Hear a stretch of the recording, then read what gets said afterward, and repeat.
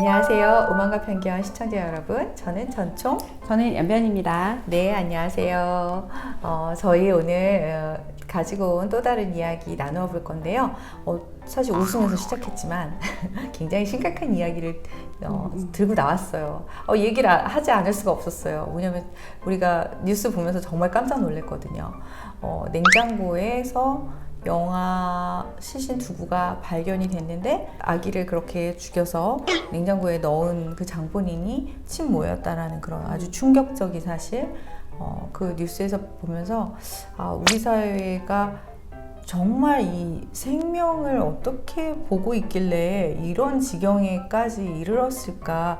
왜 몇 년 전에, 수년 전에 그 우리나라에 있는 프랑스인 마을이 있잖아요. 거기서 그 프랑스 여성이 아이를 그렇게 이제 죽여서 집에서 시체를 이제 시신을 보관을 하다가 그게 이제 다 드러나서 그 사람 같은 경우는 우울증이 굉장히 심했다, 뭐 이런 이야기들을 저희가 언론을 통해서 들으신 적이 있을 거예요. 키울 돈이 없어서 그랬다, 그런 얘기도 뭐 있다. 여러 가지. 이번 케이스 같은 경우는 경제적으로 너무 이제 키울 감당이 안 돼서 아이를 뭐 죽일 수밖에 없었다, 이렇게 이야기를 하는데, 정말 충격적인 거는 친엄마가 자기 아이를 그렇게 해칠 수 있다라는 거. 이 부분 굉장히 충격적이고. 그래서 여론은 영아 살해의 형량이 너무 낮다, 뭐 이런 쪽으로 흘러가고 있는 것 같아요. 네. 그리고 뭐 이제 의무적으로 출생 등록제 같은 거를 해서 태어나는 아기들이 그거를 전수를 이제 파악을 해야 된다, 정부가 알고 있어야 된다, 이런 어떤 목소리들이 높아지고 있는 것 같아요. 근데 사실 이 의무적으로 출생을 통보하는 이런 제도도 완벽한 제도는 아니고요. 그게 사실 출생통보제도가 이제 의료진들이 아이를 받으면 바로 출생 등록을 하도록 의무화 시키는 건데, 의료진들로서도 사실은 부담이 되기 때문에 굉장히 거부하고 의사 있더라고요. 선생님들은 힘들어하시고 있죠. 네. 그리고 또 다른 문제점은 사실은 우리나라가 병원이 많잖아요. 네. 물론 지금은 점점 줄어들고 있고 지방에 가면 적다고 하는데, 수도권에는 산부인과도 많고 낙태하는 아이들도 병원에서 많이 하거든요. 해외에 비해서 우리나라는 대부분이 90% 이상이 산부인과 병원 진료를 통해서 시술을 하는 정도로 병원 접근율이 굉장히 높은데, 이제 의료진에게 이런 의무를 부과하면 의료진으로서는 이 의무를 다할 수밖에 없고, 그러면 출산을 앞둔 여성들은 병원이 아닌 다른 곳을 찾게 될 것이다. 네, 그러니까요. 지금 연변이 이야기하는 이런 부분이요, 이제 보통 임신을 하는 케이스에서는 문제가 안 되는데, 위기 임신이라고 하잖아요. 내가 원하지 않는데 임신을 한 경우, 특히 요즘에 미성년자들에게 너무나 이 성적인 자기 결정권 이런 것들을 많이 교육으로 가르치기 때문에 성관계가 굉장히 빈번해졌고, 어린 미혼모들, 이런 미혼모들이 아이들을 출산을 했다라는 사실을 알리기 힘들어하기 때문에 병원 밖에서 출산하는 경우들이 아직도 있거든요. 이런 경우에 더 문제가 될 것 같아요. 이제 한편으로 그래서 이 출생 등록제가 빨리 시급하게 이게 이루어져야 된다라고 주장하는 분들이 있는가 하면, 한편으로는 또 보호출산제라고 하죠. 우리가 산모가 익명으로 비밀리에 출산할 수 있도록, 그렇게 해서 산모에게는 출산했다는 사실을 좀 감추어주고, 그 사람은 이제 드러나지 않도록 해주고, 아기는 그 대신 태어날 수 있도록 아기의 생명권을 보장해주는 보호출산제, 익명출산제 간의 어떤 약간의 충돌? 이런 것들이 저는 조금 이제 여론 가운데서 감지가 되더라고요. 저는 오히려 익명 출산을 보호하는 범위 내에 출생 통보가 이루어지지 않는 한 이런 위기 임신의 임산부들은 점점 더 취약한 의료 시설, 의료 보호가 없는 쪽으로 내몰리게 될 수밖에 없거든요. 사실 이걸 반대하는 측은 어디냐면, 결국은 영아 유기를 방조하는 셈이다라고 해서 인정하지 않는데요. 그러면 정말 원하는 게 뭔가를 묻지 않을 수 없어요. 아기를, 드러나는 아기만 살릴 것인가, 뒤로 죽어가는 아이들, 지금 막 쓰레기장에서 아기 사체가 나오고, 맞아요. 가정집 냉장고에서 아기 사체가 나오고 있는 이 시점에 누구를 잡아서 처벌하는 게 목적입니까? 아이를 살리고 보호하는 게 목적입니까? 그 목적을 분명히 해야 된다고 생각해요. 그런 아이가 없도록 하는 것이 궁극적인 목적이라면 어쩔 수 없이 이런 보호되어야 할 산모들이 보호를 받을 수 있는 제3의 장소를 제공해야 하는 것이 아닐까라는 의견을 드릴 수밖에 없습니다. 네, 이제 저도 그냥 이렇게 생각해 보면 여성들이 이제 위기 임신에 처한 여성들이 안전하게 출산할 수 있는 제도나 이런 것들이 마련이 돼야지만 미혼모에 대한 우리 사회의 인식과 편견이 없어질 거라고 생각해요. 그래서 어떤 면에서 조금 더 이런 부분을 적극적으로 그러니까 출생하는 아기에 대한 출생 통보제보다 임산부 등록제 같은 게 필요한 게 아닐까? 그래서 모든 임산부가 아이를 건강하게 병원에서 안전하게 낳을 수 있도록 해주고 그 아이들 중에 일부가 이 임산부의 개인적인 어떤 사정에 의해서 키울 수 없다 했을 때 이 아이들이 위탁이나 이런 것들을 통해서 가정에 이제 보내지고 입양이 될 수 있는 이런 어떤 구조로 우리 사회가 좀 그런 길을 만들어야 되지 않을까 이런 생각이 들거든요.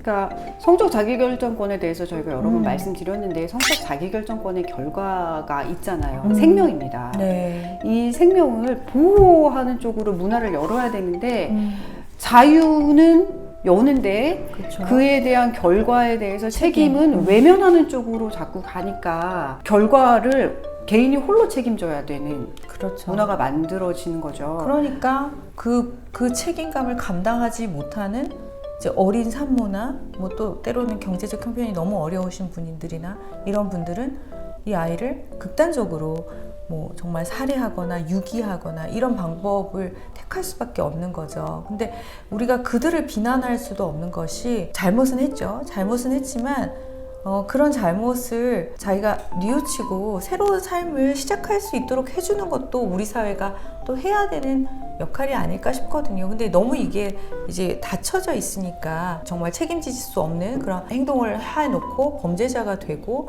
또 그 사이에서 아기들은 희생이 되고 그러면서 우리 사회는 점점 더 생명을 경시하는 그런 풍조로 가고 있는 이런 어떤 악순환, 일종의 이 생명에 대한 악순환의 고리를 우리 사회가 어느 시점에서 끊어야 되는데 그것이 꼭 보편적 출생 등록제일 수는 없다. 보편적 출생 등록제로는 부족하다. 안 된다. 그렇죠. 예, 그게 중요하지 않다는 게 아니라 그거로는 부족하다.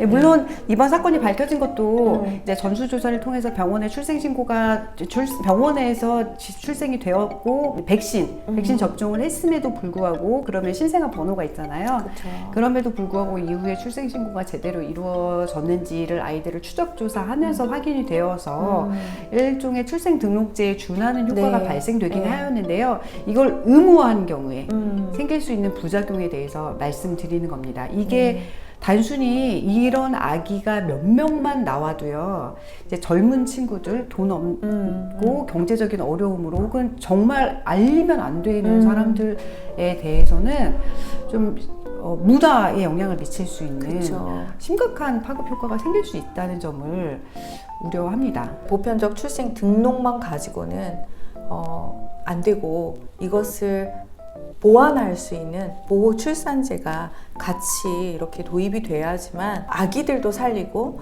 또 사실은 출산을 알릴 수 없는 그런 산모들의 그 밑에서 태어나는 아기들, 그 아기들의 생명도 지켜줄 수 있는 것이 아닌가. 예전에는 조산사라는 이제 직역이 있었어요. 네. 지금은 있어요? 네, 많이 없어졌지만 많이 없어졌죠. 그래도 아직도 계시죠. 네. 사실은 병원에 못 가고 조산사를 통해서 아이를 출산하는 분들이 많았어요. 근데 네. 우리나라 이제 의료 접근성이 굉장히 좋아져서 조산사를 모셔서 혹은 조산사가 운영하는 출산 센터 같은 데 가가지고 출산하는 예가 많이 없어졌는데요.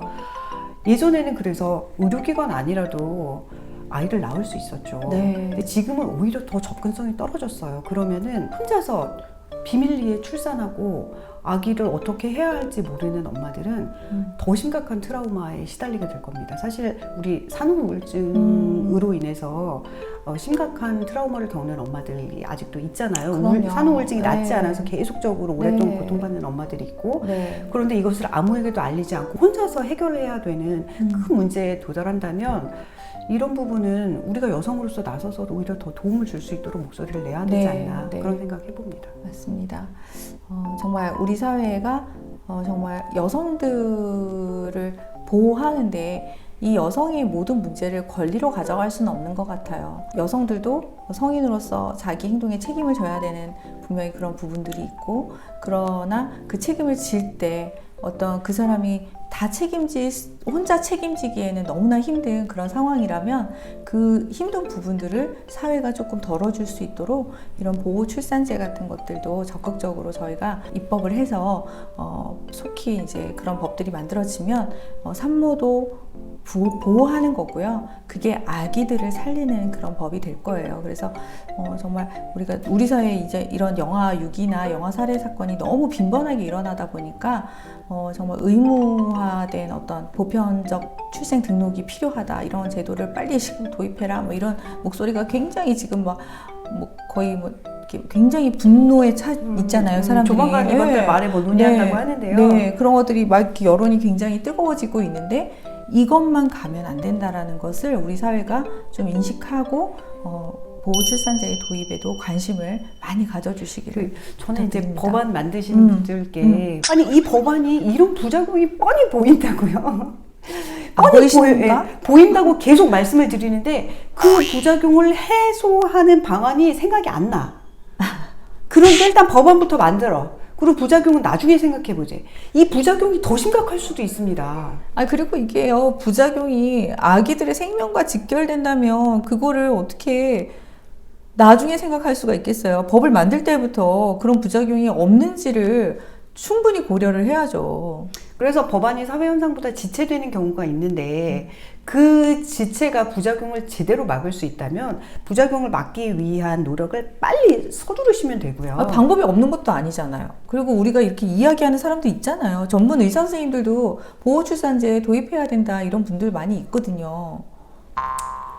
네, 답답합니다.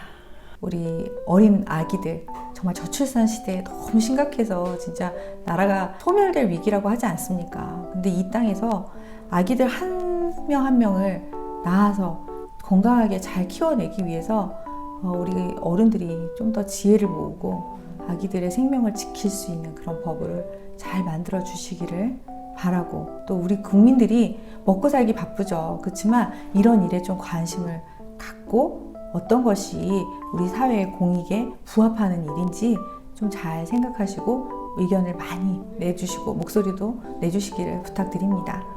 네, 오늘 방송 여기서 마쳐보겠습니다. 시청해주신 여러분 감사합니다. 감사합니다.